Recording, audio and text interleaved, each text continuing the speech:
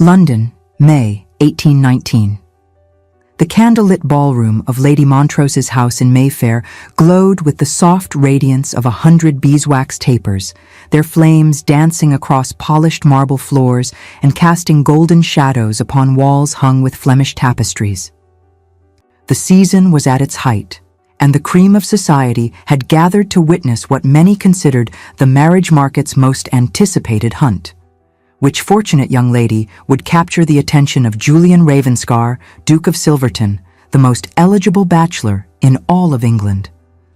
Miss Theodora Sinclair, known to her intimate circle as Thea, stood in the library on the second floor, as far from the festivities as propriety and the architecture of the house would allow. At 27 years of age, Theodora had long since abandoned any pretense of enthusiasm for such gatherings. The shelf before her held a modest but intriguing collection, and she had just extracted a leather-bound volume of philosophical essays when she heard the door open behind her. She did not turn, having learned over years of attending such events that the best defense against unwanted conversation was the simple act of complete disinterest. If she did not acknowledge the intruder, perhaps they would have the good sense to leave. If stories of love that defy society's cruelest judgments move your heart, subscribe now and join us on this journey. You won't want to miss what happens next. The footsteps did not retreat. Instead, they moved closer, and a deep, masculine voice spoke with barely concealed amusement. "I beg your pardon. I did not realize the library was occupied." Thea allowed herself the smallest of sighs before responding, her eyes never leaving the page before her. "Libraries are designed for reading, sir, not for idle conversation. If you seek silence, you are welcome to sit. Should you seek company, I suggest the ballroom where such pursuits are encouraged." There was a pause, and then something unexpected happened. The man laughed. It was not the polite chuckle of society's drawing rooms, but genuine amusement. "And if I seek both silence and company? What then, Miss Sinclair, with your fierce philosophy?" Despite herself, Thea looked up. The man 3 paces away was dressed in evening attire of impeccable cut, his dark hair slightly disheveled as though he had run his hands through it in frustration.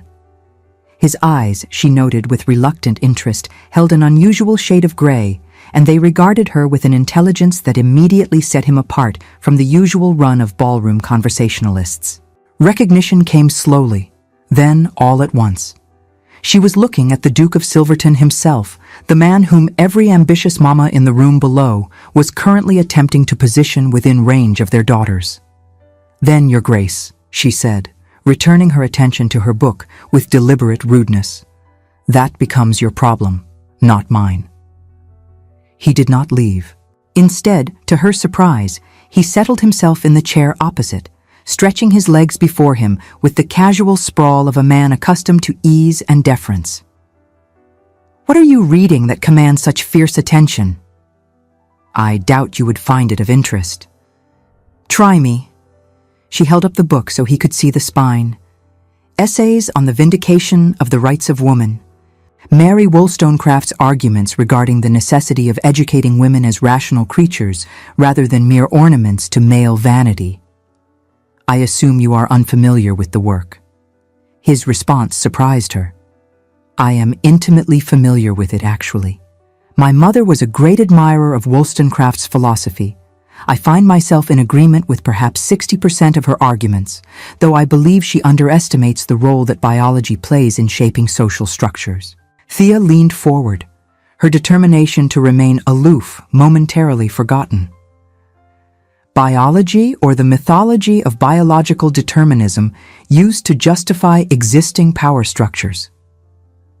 "Ah, now that is the question, is it not?" His eyes gleamed with what appeared to be genuine intellectual engagement.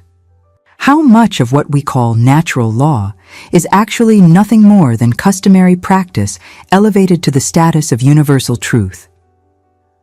What followed was perhaps the most stimulating conversation Thea had experienced in years. They debated philosophy, politics, and the emerging science of natural history.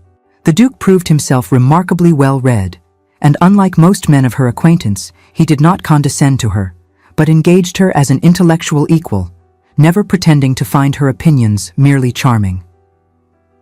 When she challenged his positions, he met her arguments with thoughtful counter-arguments rather than dismissive platitudes. An hour passed before they were interrupted by the distant sound of the supper dance beginning below. The Duke rose, and for the first time, Thea noticed how tall he was, how his presence seemed to fill the small library despite his easy manner. "Miss," he prompted. "Sinclair, Theodora Sinclair, though my family calls me Thea." "Miss Sinclair," he bowed with a grace that spoke of years of practice.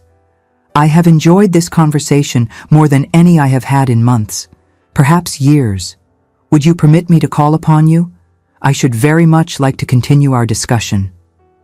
The spell broke.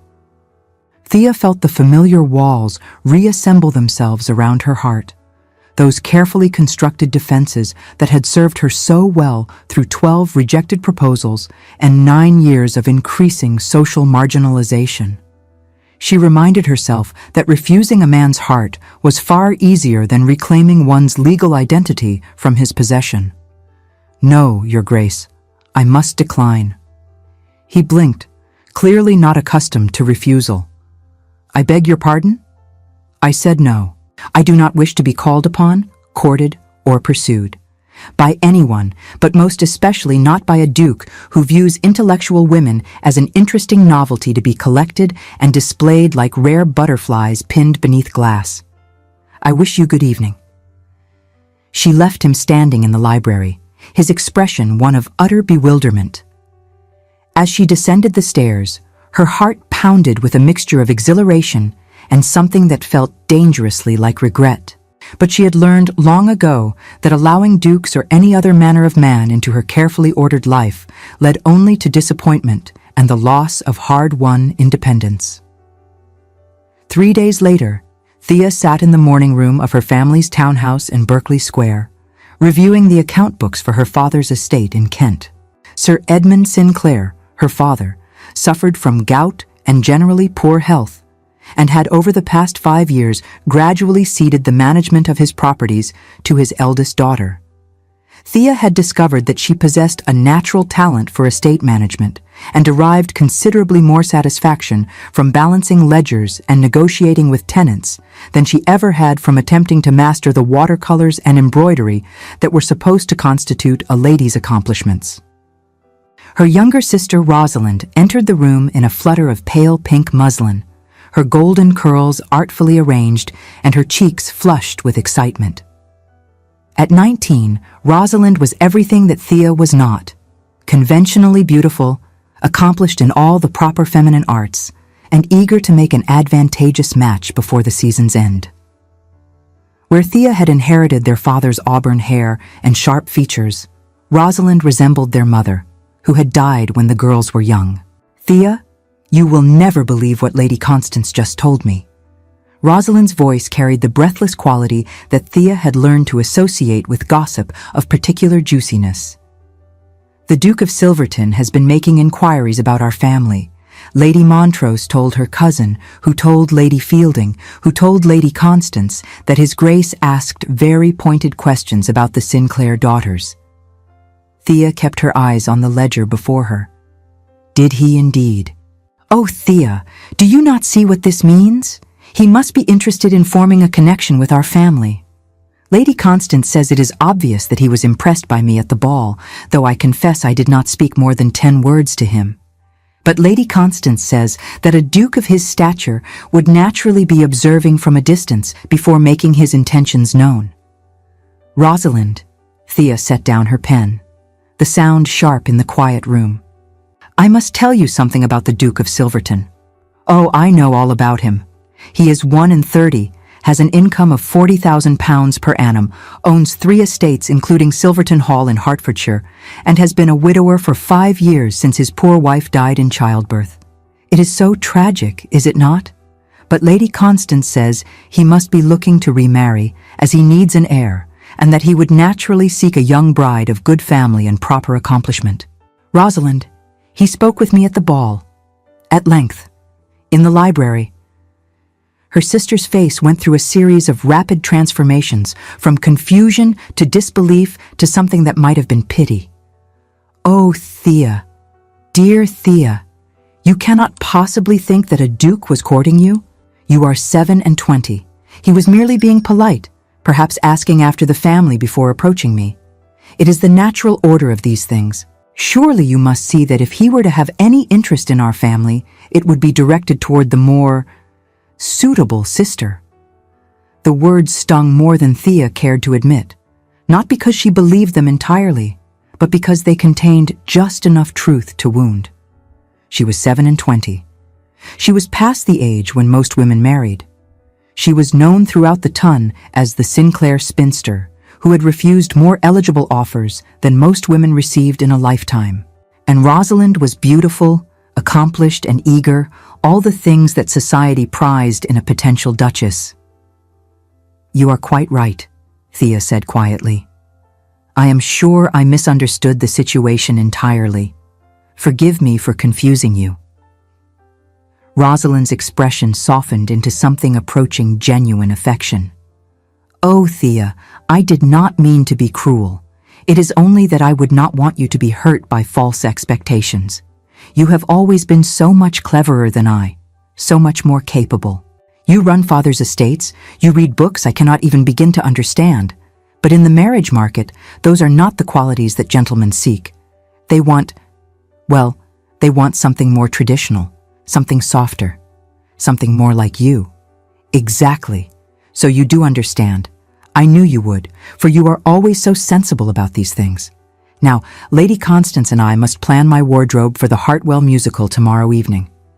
His Grace is expected to attend, and I must look absolutely perfect." After Rosalind departed, Thea sat very still, her hands resting on the account books before her.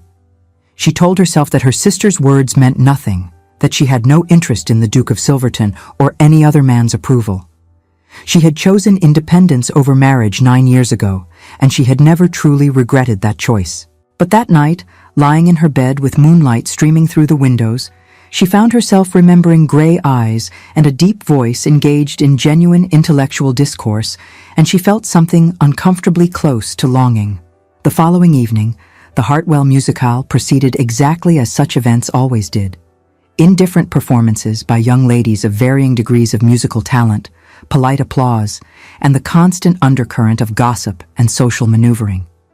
Thea had positioned herself near the refreshment room, intending to make her escape at the earliest possible moment, when she became aware of a presence at her elbow. "Miss Sinclair, what a pleasant surprise." She turned to find the Duke of Silverton regarding her with an expression of polite interest that did not quite conceal the amusement lurking in his gray eyes. He was even more impressive in the full light of the drawing room than he had been in the shadowed library, tall and broad-shouldered in his evening dress, with an air of authority that seemed almost tangible. "Your Grace." She curtsied with the bare minimum of courtesy required by his rank. "It is hardly a surprise when I was informed that you made inquiries specifically to determine which events I would be attending. You wound me, Miss Sinclair. Can a gentleman not take an interest in continuing a stimulating conversation without being accused of ulterior motives? A gentleman can do many things. Whether a duke can do them without causing gossip and speculation is quite another matter. I note that my sister is currently attempting to catch your eye from across the room, and my stepmother appears on the verge of apoplexy at the sight of you speaking with me rather than approaching Rosalind." He glanced over his shoulder, then back at her with a slight smile. "Your sister is very lovely." "She is perfection itself," Thea agreed.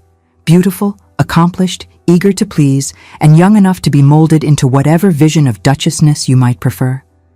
I am sure she would make you an excellent wife." "I am sure she would make some fortunate gentleman an excellent wife," he corrected. "But I did not endure an evening of tiresome pianoforte in order to court your sister. I came to see you, have dinner with me." "No, Your Grace." "Why not?" "Because I do not wish to have dinner with you." "I find that difficult to believe, Miss Sinclair. We both know you enjoyed our conversation as much as I did. What is it you fear?" The directness of the question caught her off guard. I am not afraid of anything. Then prove it. One dinner. If you find my company tedious, I give you my word that I will never trouble you again. Your Grace, I find it difficult to believe that the Duke of Silverton has difficulty securing female company for dinner. I have no difficulty securing company. I have considerable difficulty securing interesting company. There is a difference. Please, Miss Sinclair, grant me this one request. No. She walked away before he could respond, her heart racing in a manner that had nothing to do with physical exertion and everything to do with the dangerous temptation he represented. Accepting his invitation would be foolish. It would give Rosalind false hope while simultaneously feeding the gossip mills that had already labeled Thea as eccentric and unmarriageable. It would open doors that she had spent years firmly closing. And yet, some traitorous part of her wished she had said yes. The season progressed, and with it came a development that Thea had not anticipated. The Duke of Silverton appeared to have developed an obsession with attending every social event to which the Sinclair family had been invited. He appeared at garden parties, at musicales, at the theater, and most notably, at a poetry reading at Lady Melcourt's that Thea would have wagered her entire quarterly allowance he would have found unutterably tedious. Each time he sought her out. Each time she found excuses to maintain distance while observing with growing unease how her sister Rosalind interpreted these encounters. Lady Constance had convinced the girl that the Duke's presence at Sinclair-adjacent events could only mean one thing. He was carefully observing Rosalind before making his intentions known, as befitted a man of his consequence.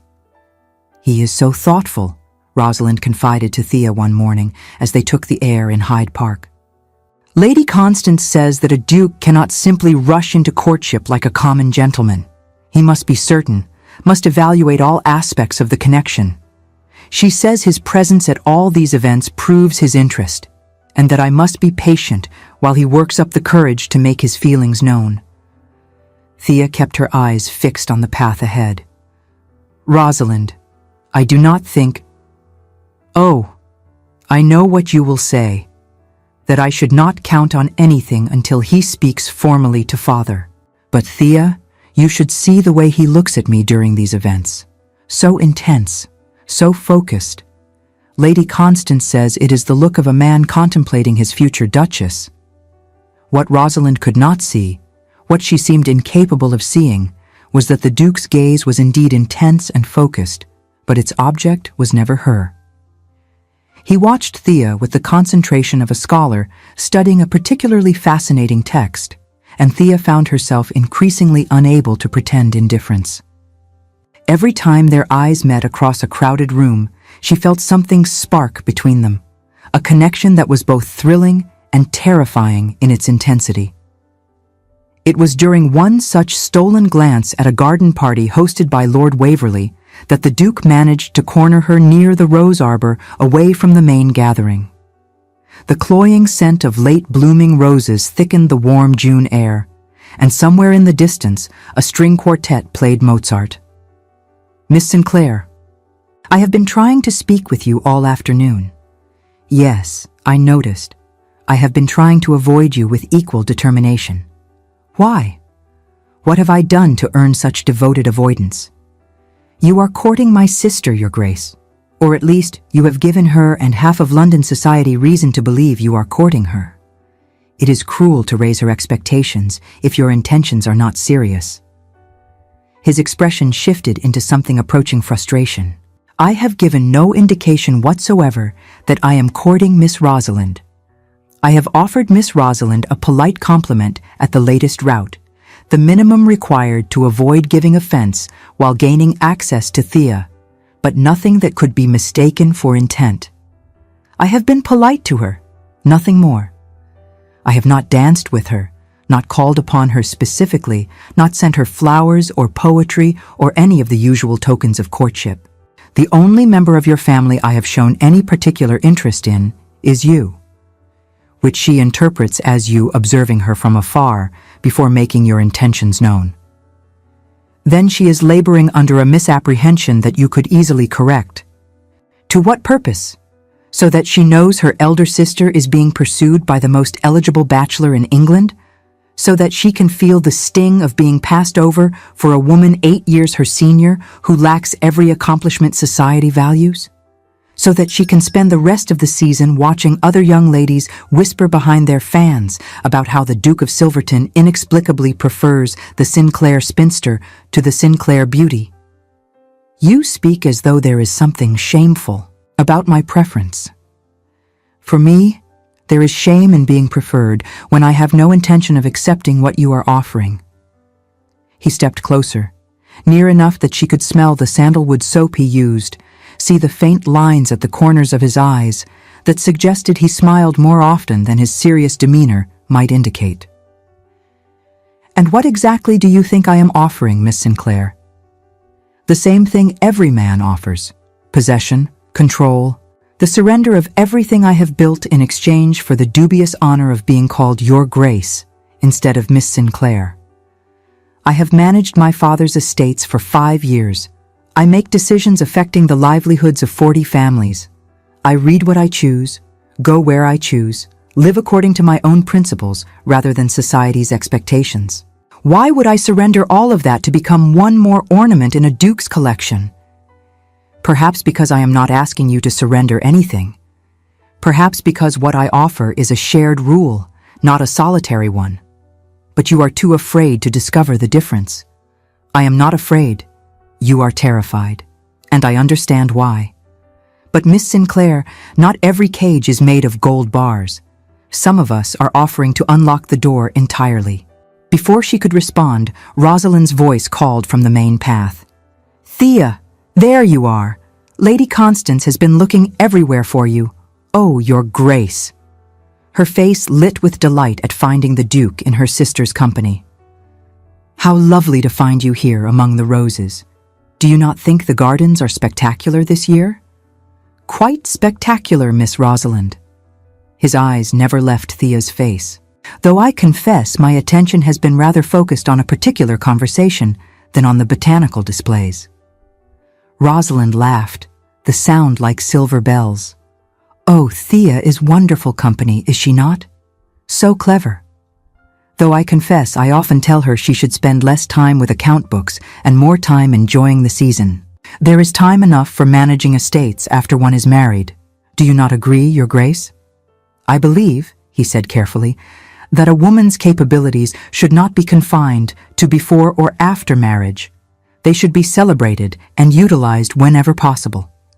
Rosalind smiled, dimmed slightly, confused by a response that did not fit her expectations.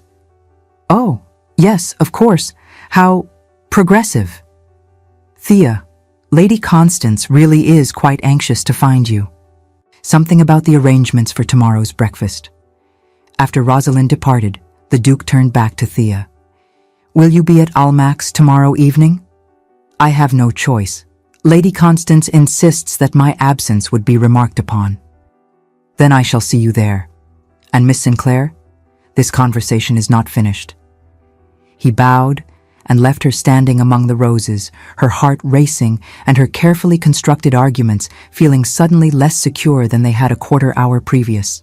The following week brought the third refusal, this time delivered during a ride in Hyde Park during the fashionable hour. Thea had attempted to avoid the expedition, but her father had insisted with the sort of gentle but implacable authority that could not be refused. She had just begun her second circuit of Rotten Row when a familiar voice called her name. The Duke of Silverton rode toward her on a magnificent black stallion, his seat in the saddle as effortlessly elegant as everything else about him. Miss Sinclair, what a happy coincidence. Your Grace, I believe we have different definitions of the word coincidence if you consider a carefully orchestrated encounter to fall within its boundaries. Can a man not simply ride in the park without being accused of scheming? A man can. You, apparently, cannot. What do you want, Your Grace? To see if you ride as well as you debate. I have heard rumors of your horsemanship. Despite herself, Thea felt a spark of competitive interest. Have you indeed? And what do these rumors claim? that you handle a horse better than most men of my acquaintance, that you once won a race against your father's stable master, that you are, in short, wasted on the demure side saddle exhibitions that ladies are expected to perform. And if all of this is true, then I challenge you to a race, to that elm tree in the distance and back. If I win, you grant me one request of my choosing. If you win, I will leave you in peace for a full week. The temptation was too strong to resist.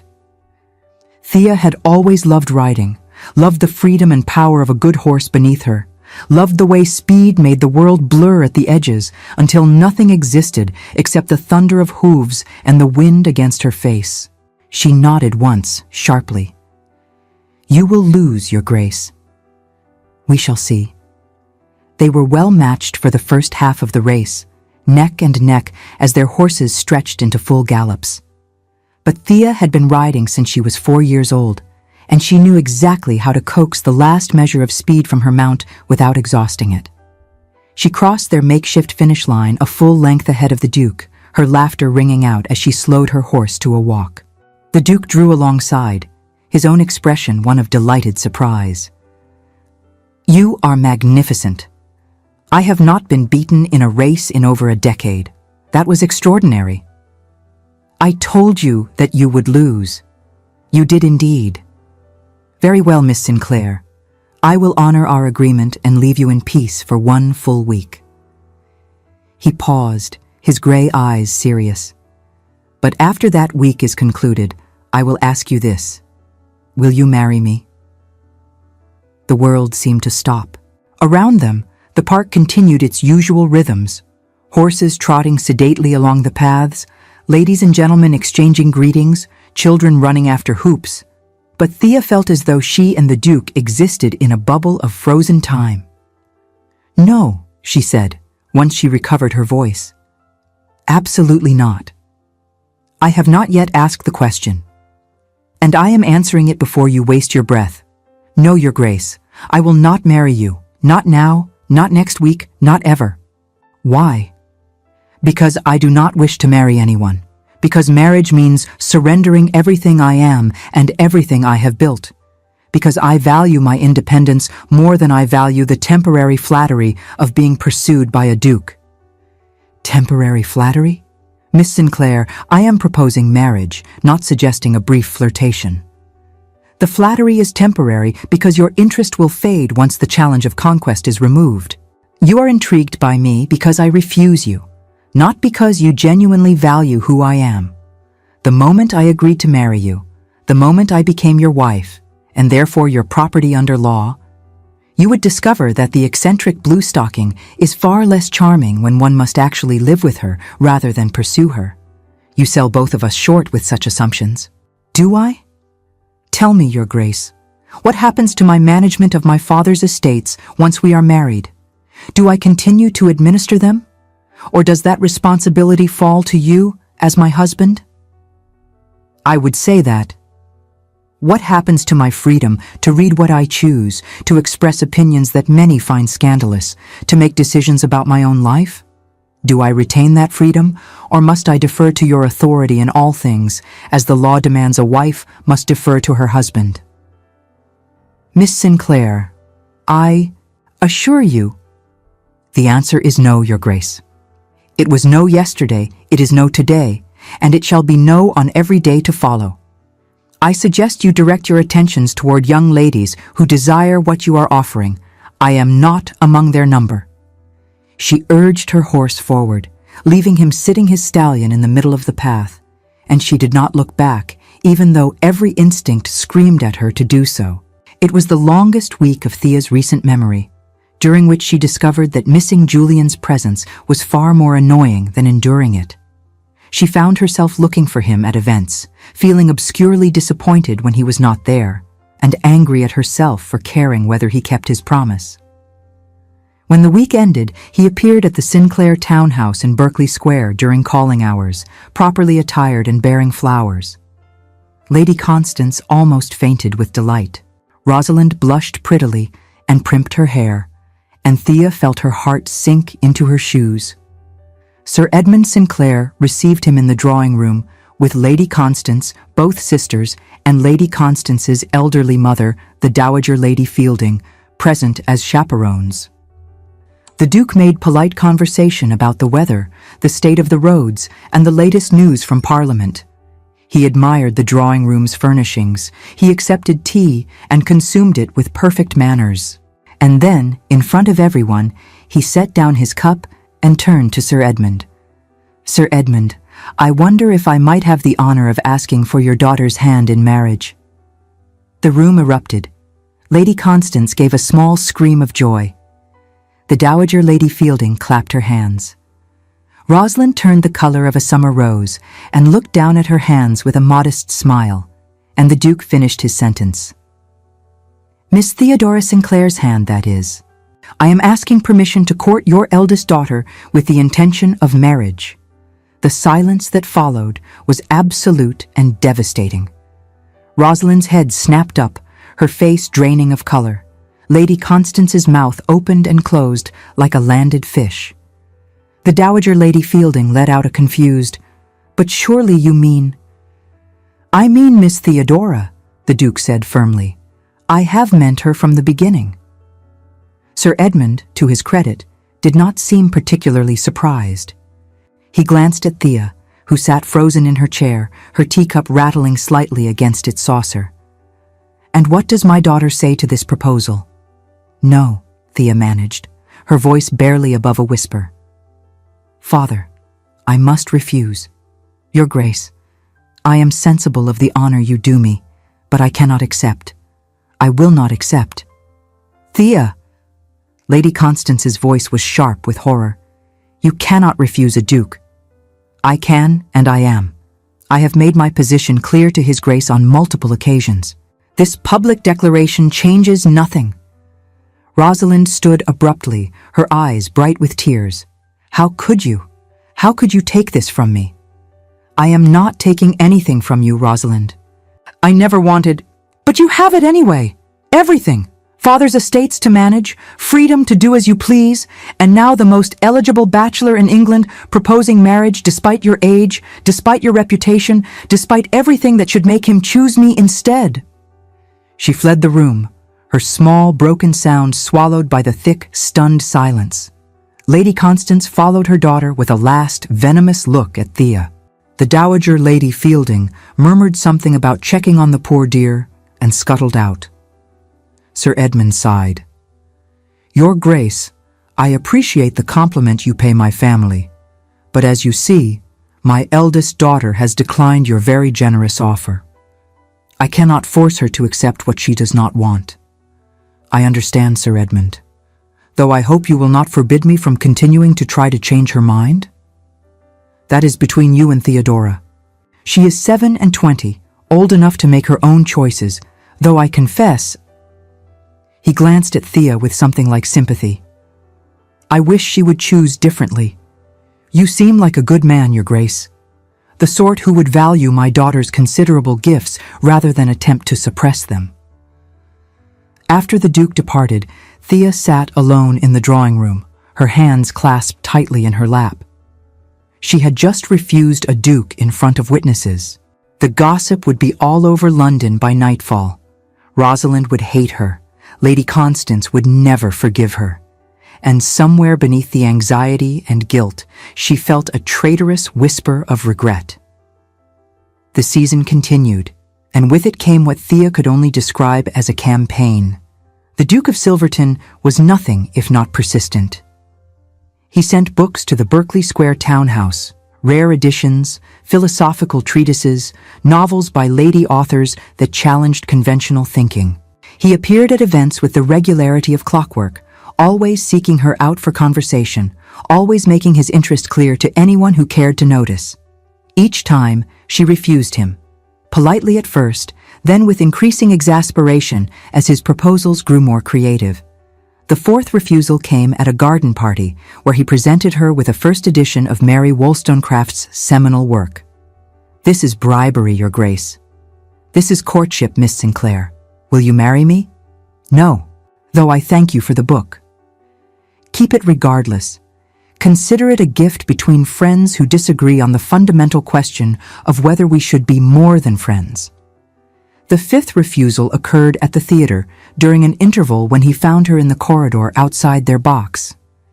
Miss Sinclair, I have composed 17 arguments for why you should reconsider your position. Would you like to hear them? Would hearing them change your mind about pursuing me? Not in the slightest. Then no, I would not like to hear them. The answer remains no. The sixth refusal took place at a musicale where he somehow convinced the hostess to let him join Thea at her table during supper. I have been thinking about your concerns regarding independence, he said without preamble. What if I were to offer you a marriage contract that guaranteed your autonomy, complete control over your own property, freedom to make your own decisions, legal protections that exceed what most wives are granted? That would be very progressive of you, Your Grace. It would also be legally unenforceable in most respects. The law is clear. A married woman's property belongs to her husband. Her body belongs to her husband. Her very existence is legally subsumed into his. You cannot offer me protections that the law itself denies. But I could offer you my word as a gentleman that I would never exercise those legal rights. Words are wind, Your Grace. The answer is still no.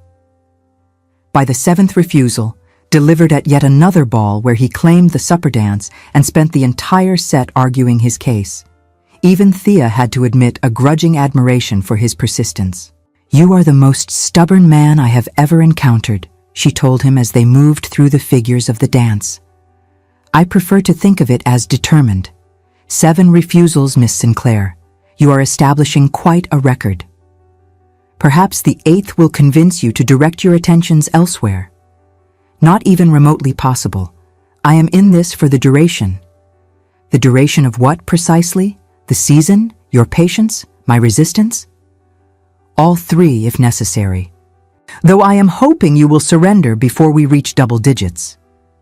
The 8th refusal came at Almack's, where he somehow gained permission from the patronesses to request a second dance, an honor granted only to the most favored of suitors. You are making a spectacle of us both, Thea hissed as they waltzed, aware of every eye in the room following their progress. I am making my intentions clear. There is a difference. Your intentions are crystal clear, Your Grace. So is my refusal. How many times must I say no before you accept it? I am not sure. Shall we find out together? Miss Sinclair, will you marry me? No. There, that is 8. I wonder if 9 is the magic number? It was, Thea reflected later, both infuriating and oddly exhilarating to be pursued with such single-minded determination. No man had ever wanted her this badly, had ever fought so hard against her refusals. And while she would never admit it aloud, some small part of her was beginning to wonder what it might be like to say yes. The 9th refusal came on a Tuesday morning in late June, in the garden behind the Berkeley Square townhouse.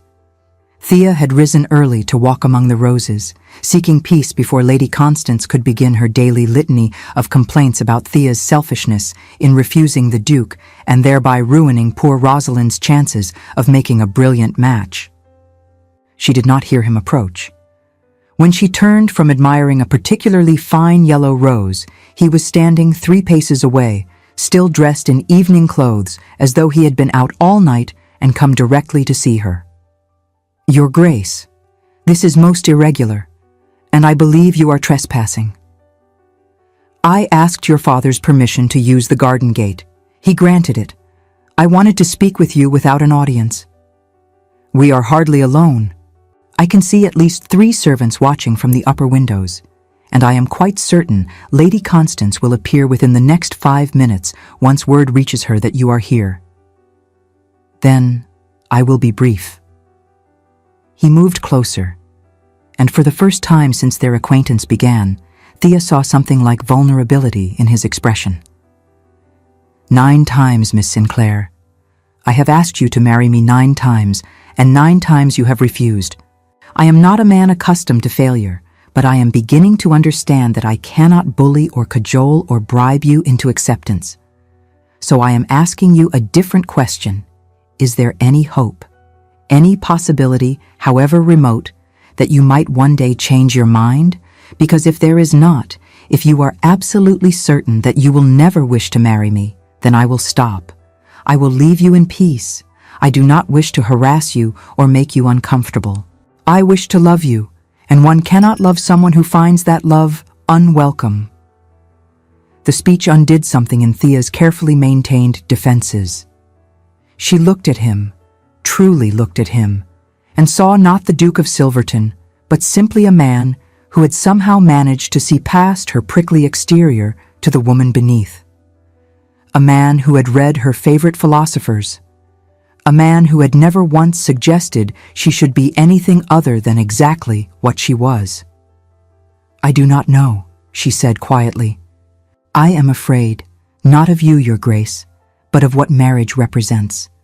I have worked so hard to build a life that is mine, a life where I have purpose and autonomy and respect. I cannot simply cast all of that aside on the strength of a few conversations and a persistent courtship. I am not asking you to cast anything aside. I am asking you to expand what you already have, to add me to your life rather than subtract yourself from it. But you cannot promise that. No one can. Marriage changes everything, especially for women. I would go from being Theodora Sinclair, landowner and estate manager, to being the Duchess of Silverton, whose primary duty is to produce heirs and ornament her husband's social standing. How can I trust that you truly want a partner rather than a possession? Time, he said simply. Give me time to prove it. Do not answer me now. Do not refuse me again. Simply consider. Watch how I behave. Test my sincerity. And if, after all that, you still believe I cannot give you what you need, then I will accept your final refusal and trouble you no more. How much time are you proposing? As much as you need. Weeks, months, years if necessary. I am not going anywhere, Miss Sinclair. You are worth waiting for. They stood there in the garden, the morning sun warming the air and casting long shadows across the gravel paths, and Thea felt something shift inside her chest.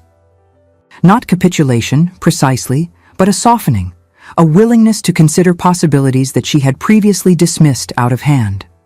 I make no promises, she said finally, but I will think about what you have said. That is all I ask. He bowed and left through the garden gate, and Thea sank onto a stone bench, her legs suddenly unsteady. What was she doing? What was she considering? She had built her life on independence, on the rejection of everything that marriage represented. Could she truly be contemplating throwing all of that away for a man she had known less than 2 months? Her best friend, Miss Beatrice Chambers, had the misfortune to call that very afternoon. Beatrice was 26, unmarried by choice like Thea, and had served as confidant through all 9 years of Thea's determined spinsterhood. She took one look at Thea's face and immediately requested privacy. Once they were alone in Thea's private sitting room, Beatrice settled herself on the settee and fixed Thea with an expectant look. Tell me everything, and do not attempt to pretend nothing is wrong, because you have the expression of a woman whose carefully constructed world is crumbling around her ears. Thea found herself pouring out the entire story, the meeting in the library, the weeks of pursuit, the 9 proposals, and this morning's conversation in the garden. When she finished, Beatrice was silent for a long moment. You are in love with him, she said finally. I am not. Yes, you are, my dear. I have known you since we were children, Thea. I have never seen you like this about any man. You are terrified because you are in love with him, and loving him means risking everything you have built. A prickle of tears stung Thea's eyes, an unusual occurrence that testified to the truth of Beatrice's words. What if I am? What does that change? Love is not enough to overcome the fundamental inequality of marriage. I would still be surrendering everything, my property, my autonomy, my very legal existence, to a man I have known less than 2 months. How can love possibly justify that risk? It cannot justify it alone, Beatrice agreed. But love combined with a man who genuinely respects you, who has demonstrated through his actions that he values your mind and your independence, who offers partnership rather than possession, that might justify it. Thea, I have watched this Duke pursue you with a determination that borders on obsession. He has not attempted to change you or diminish you. He has argued with you, matched wits with you, challenged you intellectually. He has sent you books rather than jewelry, engaged in philosophical debates rather than empty flattery. If you must marry, and I know how you have resisted it, could you not do worse than a man who sees you as you truly are and loves you anyway? But what if that changes? What if once we are married, once I am legally his, he becomes like every other husband? What if he begins to resent my independence, to chafe against my unfeminine interests, to wish he had chosen a more conventional bride? Then you deal with that if and when it happens. But Thea, you cannot live your entire life in fear of what might be. At some point you must take a risk. The question is whether this man is worth the risk. Only you can answer that. After Beatrice departed, Thea sat alone in her room, watching the afternoon light fade into evening. She thought about the Duke's eyes when he looked at her, the respect in his voice when he spoke of her accomplishments, the patience he had shown in the face of her repeated refusals. She thought about the future that stretched before her if she continued on her current path. Years of managing her father's estates, of attending social events as the perpetual spinster, of watching her contemporaries settle into married life while she remained resolutely alone. And she thought about the possibility, remote perhaps, but no longer unthinkable, of a different future. One that included gray eyes and intellectual debates, and a man who built libraries instead of cages. She did not reach a decision that night, but for the first time in 9 years, she allowed herself to consider that marriage might not necessarily mean the end of everything she valued. The following weeks brought an unexpected development. The Duke stopped proposing. He did not stop appearing at social events, did not stop seeking Thea out for conversation, did not stop sending books and flowers to Berkeley Square. But he made no further declarations, issued no more requests for her hand, applied no pressure whatsoever regarding the state of their relationship. Instead, he simply existed in her life. He engaged her in debates about everything from agricultural reform to the ethics of British colonial policy. He asked her opinion on estate management questions, genuinely listening to her answers and implementing several of her suggestions on his own properties. He introduced her to his steward and his man of business, both of whom treated her with the respect due an equal rather than a decorative female. Most surprisingly, he made efforts to befriend Rosalind. Thea discovered this quite by accident when she came upon the two of them in the drawing room one afternoon. Rosalind sat at the pianoforte, playing a simple melody, while the Duke listened with every appearance of genuine interest. "That is lovely, Miss Rosalind," he said as the last notes faded. "You have real talent for music." Rosalind's expression was guarded, none of the delight that would have lit her face a month earlier. "Thank you, Your Grace, though I am sure my simple accomplishments pale in comparison to my sister's intellectual pursuits." "Not at all. Different gifts serve different purposes. Your sister has a remarkable mind, certainly, but you have gifts of your own. I have noticed, for instance, that you have an exceptional ability to set people at ease in social situations. You remember names and small details about people's lives that make them feel valued. That is not a small talent. It is, in fact, a rather crucial skill for anyone who must navigate society." Rosalind blinked, surprise evident in her expression. I had not thought of it in those terms." "You should. We all have different strengths, Miss Rosalind. The tragedy is when we spend our lives wishing for someone else's gifts rather than developing our own." After the Duke departed, Rosalind turned to Thea with confusion written across her features. "I do not understand him. If he wants you, why is he being kind to me?" "Perhaps because kindness is simply his nature," Thea said quietly. "Perhaps because he recognizes that you and I are not in competition, that your worth is not diminished by my existence or his preference. Lady Constance says you have stolen my chance at being a duchess. Lady Constance is wrong. You never had a chance at being his duchess, because he never wanted you in that way. That is not your fault, Rosalind, nor is it mine. It simply is. He and I have something in common, a meeting of minds that you and he do not share. That does not make you less valuable. It makes you differently suited. Rosalind was quiet for a long moment. Do you love him? The directness of the question caught Thea off guard. I do not know. Perhaps. Then you should marry him. Not because he is a duke, not because he is wealthy or powerful or any of the things that Lady Constance thinks matter, but because you might love him, and he clearly loves you. That is rare, Thea. That is precious. I have been in society for only one season, and already I can see how many marriages are made without love, without even basic respect. If you have found both, it seems foolish to refuse them simply because you are afraid. When did my baby sister become so wise?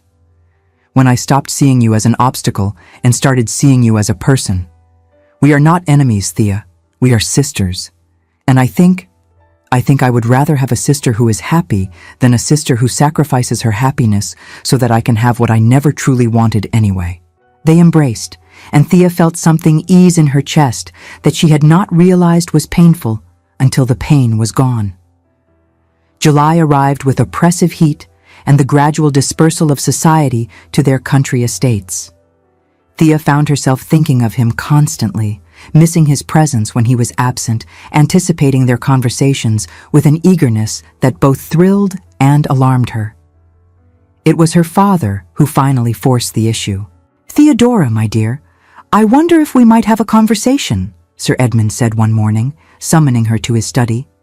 "About the Duke of Silverton." Thea settled into the chair across from his desk with some trepidation.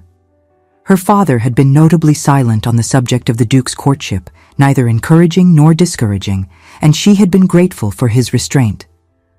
"What about him, father?" "I want to understand your hesitation. You are clearly attracted to the man. He is clearly devoted to you. He has wealth, position, and from what I have observed, a character that is beyond reproach.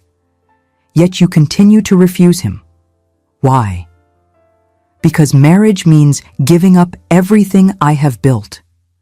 You have allowed me to manage the estates, father, to have purpose and occupation beyond needlework and watercolors. If I marry, all of that disappears. I become nothing more than a duchess, expected to host parties and produce heirs while my mind stagnates from disuse." Sir Edmund was quiet for a moment, then reached into his desk and extracted a letter. "The Duke wrote to me 3 weeks ago. He asked my permission to show you something, and I agreed that it might help you reach a decision. He thought to choose a better moment, but I believe the time is now, before you let fear drive away the best thing that has ever happened to you." "What is it?" "Plans. Architectural drawings and legal documents. He has been working with architects and solicitors to redesign a portion of Silverton Hall. Would you like to see?" Against her better judgment, curiosity won out. "Yes." Sir Edmund sent a footman to fetch the Duke, who arrived within the hour, a leather portfolio held securely beneath his arm. He greeted Thea with his customary courtesy, then spread the contents of the portfolio across Sir Edmund's desk. "What is all this?" Thea asked, looking at architectural drawings that showed detailed floor plans and elevations. "This," the Duke said quietly, "is my answer to your concerns about losing your autonomy if you marry me. These are plans for renovating the east wing of Silverton Hall. Here is a library, specifically designed to house your books and provide space for study. Here is an office, complete with filing cabinets and a proper desk, with direct access to my own office through this connecting door. You could manage estates, review accounts, make decisions, all while remaining close enough that we could consult with each other as needed." He pulled out another set of documents. "These are draft marriage settlements, reviewed by 3 different solicitors. They grant you separate property rights over any inheritance or income that comes to you during our marriage. They guarantee your right to control the management of your father's estates should he wish you to continue in that role. They specify that you retain authority over your own person and decisions regarding your own life, insofar as English law permits such provisions. Thea stared at the papers, unable to quite believe what she was seeing. You did all this? I have been working on it since our conversation in the garden. I wanted to prove to you that I'm serious about partnership, that I do not want to cage you or control you or diminish you in any way. I want to expand your world, not contract it. If you marry me, you will not lose your independence. You will gain an entire duchy to apply your considerable talents toward managing. That is, if you wish to. If you prefer to focus solely on your father's estates or on other pursuits entirely, that is your choice to make. The point is that the choice remains yours. A prickle of tears stung Thea's eyes. No man had ever done something like this for her. No man had ever taken her concerns so seriously, had invested such time and effort into addressing them. Why? She whispered. Why go to such lengths? Because you are worth it. Because I love you, Theodora Sinclair, and I cannot imagine spending my life with anyone else. Because the world is full of conventional brides who would be perfectly content to be ornamental duchesses. But I do not want a conventional bride. I want you. Fierce and brilliant and impossible you. I want to spend my mornings debating philosophy with you and my afternoons watching you transform failing estates into profitable ones. I want to build you libraries and offices and whatever else you need to be fully yourself. I want partnership, not possession. And I am willing to write it into legal documents, carve it into architectural stone, and spend the rest of my life proving it through my actions. He then slid a small, unadorned velvet box forward, resting it on the edge of the marriage settlements. And this is the final evidence, a token not of possession, but of commitment should you choose to accept it. Thea looked at her father, who smiled gently and nodded toward the door. I believe you two need privacy for this conversation. After Sir Edmund departed, Thea turned back to the Duke, her heart pounding so hard she could hear it in her ears. If I say yes, this is truly what marriage to you would look like. This is truly what I am offering. Nothing more, nothing less. Full partnership in all things. And you will not resent me for being unfeminine? For caring more about crop rotation than social calls? I will love you for being exactly who you are. That is what love means, Theodora. Not loving an idealized version of you. Not loving who I wish you could be, but loving the actual woman standing before me. Sharp-tongued, brilliant, stubborn, independent, perfect you. Something broke in Thea then, the last of her carefully maintained defenses crumbling under the weight of his sincerity and the evidence of his devotion spread across her father's desk. She stepped forward, bridging the distance between them, and placed her hands firmly in his.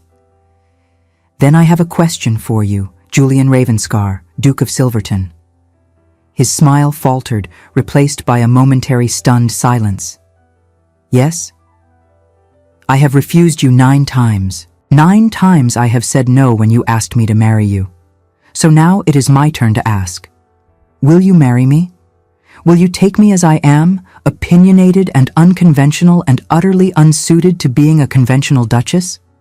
Will you build me libraries and argue with me about philosophy and let me be your partner in all things?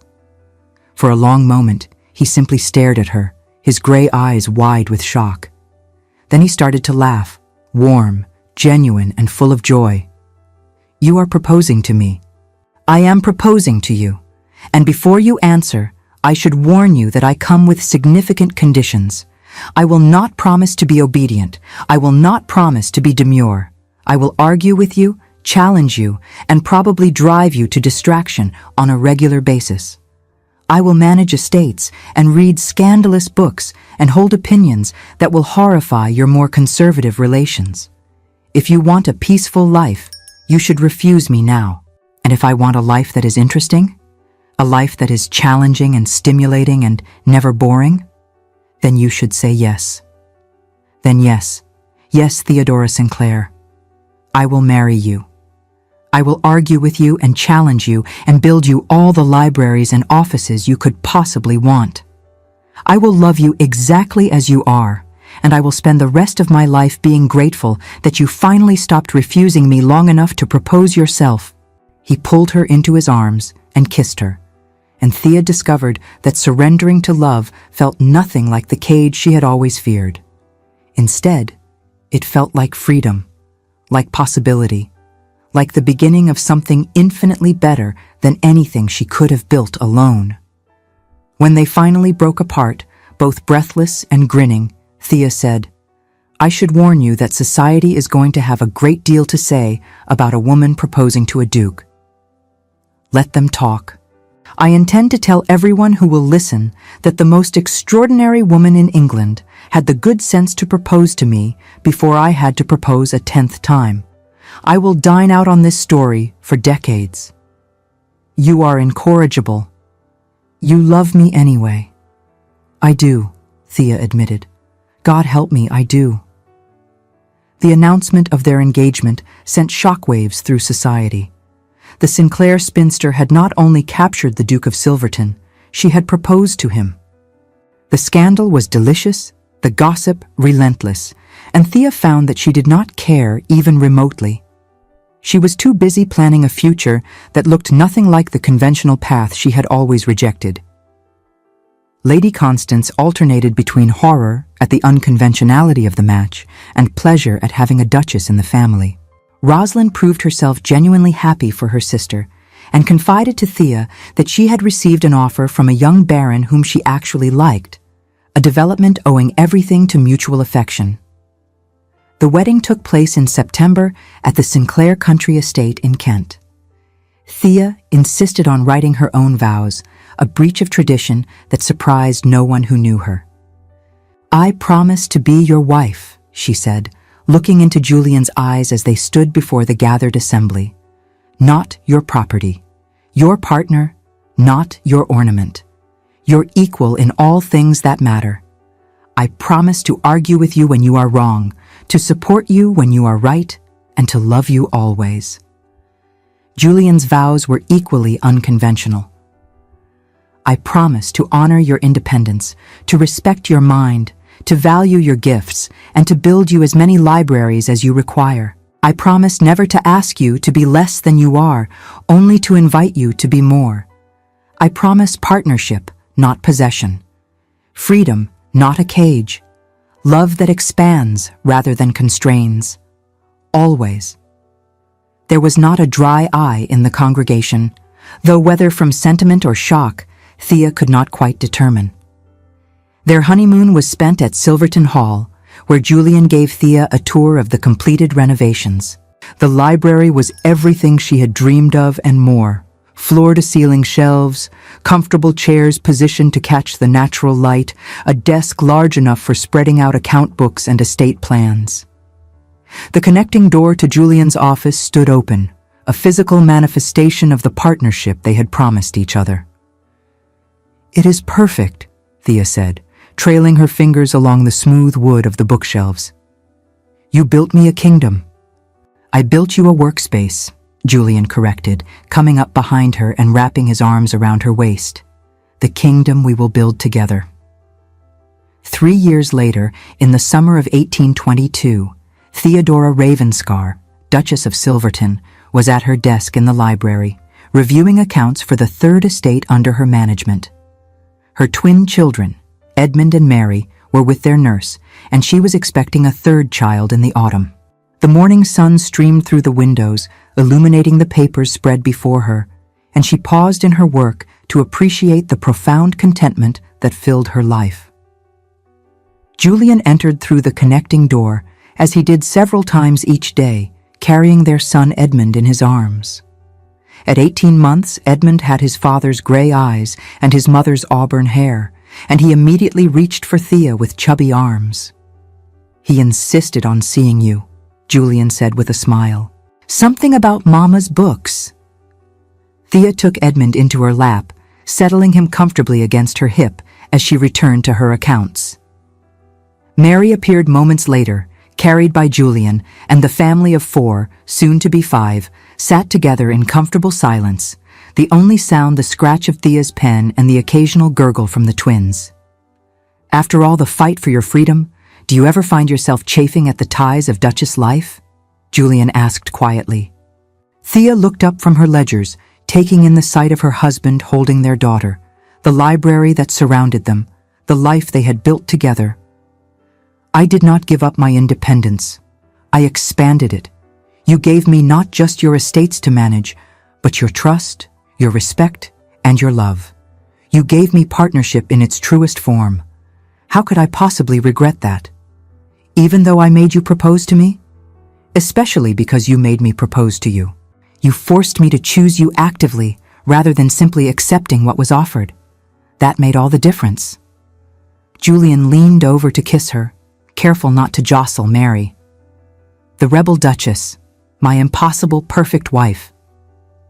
Your stubborn, argumentative wife, who is currently trying to determine why the accounts from the northern estate do not balance properly. Which is exactly why I love you. Shall I help you review them? Please. 2 sets of eyes are better than one, even when one of those sets belongs to an impossible duke who refused to give up after 9 refusals. Best decision I ever made, refusing to give up on you. Second best, Thea corrected with a smile. The best decision was building me this library.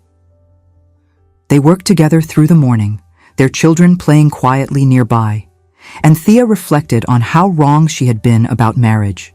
She had feared it would mean the end of everything she valued, but instead, it had been the beginning of everything she never knew she wanted. Love did not have to be a cage. With the right person, it could be the widest sky imaginable, full of possibilities she had never dared to dream. And as she sat in her library, surrounded by books and accounts and the family she had never planned to have, Theodora Ravenscar, the woman who had refused a duke 9 times before proposing to him herself, discovered that the most rebellious thing she had ever done was not refusing to marry. It was choosing to marry on her own terms, to the one man who had always seen her not as a challenge to be conquered, but as a partner to be cherished. Theodora, the most beautiful rebel in England, and the Duke lived happily ever after, having proven that true partnership, even within the bonds of marriage, was the fiercest form of independence. And every time Julian proposed adding another library to one of their properties, Thea said yes. After all, she reasoned, she had made him wait through 9 refusals.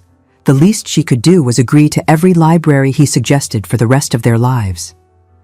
Thank you so much for staying with us until the end. If this story touched your heart, please like, subscribe, and share with someone who needs to hear it. Your support helps us continue creating stories of love, resilience, and hope.